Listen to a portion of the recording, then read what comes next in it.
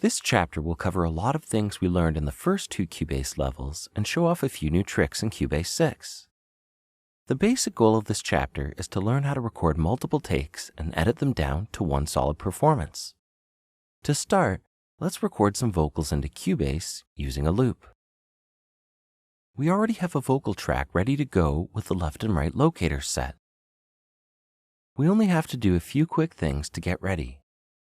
Turn on the Record Enable and Monitor buttons, set the audio record mode to keep history, make sure cycle is on, and we're ready to go. The singer is going to sing over and over until he gets it right. Then we're going to assemble the perfect take. Let's start recording.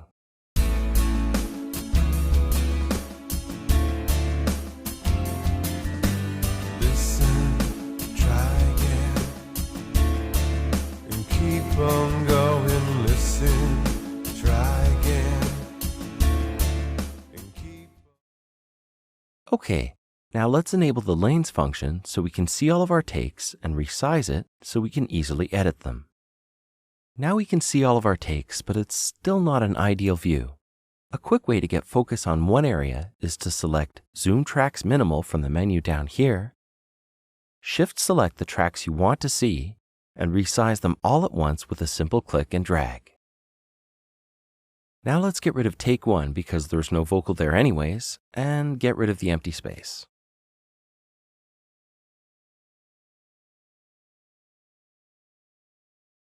Now select the vocal takes and choose Move Selected Tracks to New Folder.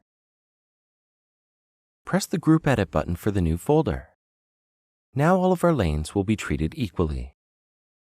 Make sure that Snap to Zero Crossing is unchecked as we explained in the group editing chapter in Level 1. Now grab the scissors and cut the vocals into manageable sections. I'm going to turn off the snap first because vocals aren't usually hard quantized to beats. It doesn't matter which track you cut, just make sure you aren't leaving any sections out. On older versions of Cubase, you had to go through and mute all of the sections that you didn't want to hear. This is much easier to do now as you only have to click on the desired section. All of the others are automatically muted. Now let's try editing while the song is playing. Listen, try again, and keep on going, listen, try again. Keep on going. Now that we have the take the way we like it, select the top main track above the lanes, go to the Audio menu, and under Advanced, choose Delete Overlaps. Select the take again and press X on your keyboard to crossfade the events. And there we go, a finished take. Or is it? It's important to know when to crossfade and when to fade in and fade out. An easy way to know is to blow it up, making the waveform look bigger. Now we can immediately see that in the supposedly quiet areas that there is a bit of noise or possibly some heavy breathing. Now this is kind of neat. If you have 3 audio events all crossfaded together, you can delete the middle one and the remaining events will automatically have a fade in and fade out. Before we leave this section, let's make sure we didn't take off too much at the beginning or at the end of the event.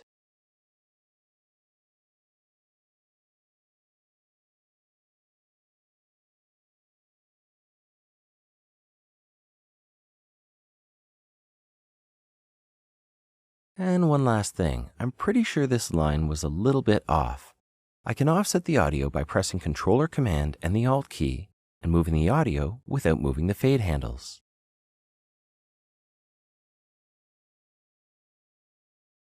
That looks pretty good. Now let's check out our work. Listen, try again, and keep on going, listen, try again, and keep on going. Not only can you assemble composite tracks of single tracks like guitar, bass, and vocals, but you can also do it for multi-tracked instruments like drums. Here we have a basic drum setup with 5 mics. Now we could just record arm all of the tracks individually, but remember, Cubase 6 is all about saving a few clicks here and there, improving your workflow. Click on the top track, and while holding Shift, click the bottom track. Now move the tracks into a new folder and turn on Group Editing. 2 clicks and we're ready to go.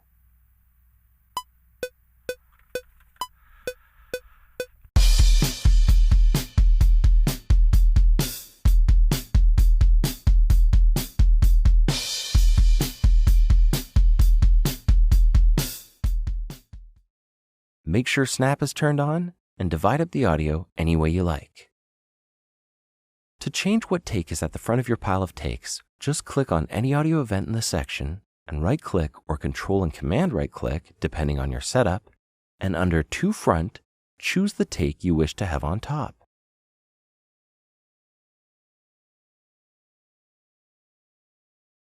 Select any row of the group and press X on your keyboard to crossfade, and you're done. If you want to break down each mic into its own lane section, just click on that track and enable lanes. You don't have to edit all of the drum lanes at once, but it is recommended to avoid things like phasing. Now let's check out our work. Not bad. That's essentially it for Composite Tracks. If you want to dig any further than this into drum editing, make sure you check out the Drum Editing Deluxe chapter in the next level.